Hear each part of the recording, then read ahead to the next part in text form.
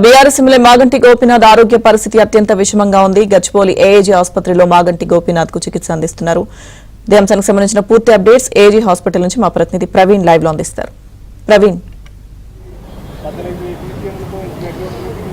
BRS Jubilee Hills MLA Maganti Gopinath ఆరోగ్యం అత్యంత విషమంగా ఉందని చెప్పాలి. ఇప్పటికే వెంటిలేటర్ పైన తనకు చికిత్స అందిస్తున్నటువంటి పరిస్థితి అయితే కనపడుతుంది. మరోవైపు ఇప్పటికే బీఆర్ఎస్ కు సంబంధించినటువంటి ఎమ్మెల్యేలు కూడా ఏఐజీ హాస్పిటల్ కూడా చేరుకున్నారు. కొద్ది నిమిషాల క్రితమే మాజీ మంత్రి సిద్దిపేట ఎమ్మెల్యే హరీష్ రావు కూడా ఏఐజీ హాస్పిటల్ చేరుకొని ఆరోగ్యం సంబంధించినటువంటి దాటిపైన డాక్టర్లను కూడా అడిగి తెలుసుకునేటువంటి ప్రయత్నం చేయడం జరిగింది. కానీ మాగంటి గోపీనాథ్ అయితే ప్రస్తుతం అపస్మారక స్థితిలో ఉన్నాడు అనేటువంటి అంశాన్ని ఇప్పటికే వైద్యులు నిర్ధారించినప్పటికీ కూడా తను వెంటిలేటర్ పై చికిత్స అందిస్తున్నామనేటువంటి అంశాన్ని కొద్ది నిమిషాల క్రితమే వైద్యులు కూడా చెప్పారు. మరికొద్ది సేపట్లోనే హెల్త్ బులెటిన్ కూడా విడుదల చేసేటువంటి అవకాశం అయితే స్పష్టంగా కనపడుతుంది.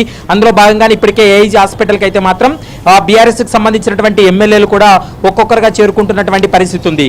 గత కొంతకాలంగా మాగంటి గోపీనాథ్ గుండె సంబంధిత వ్యాధితో బాధపడుతూ ఉన్నాడు.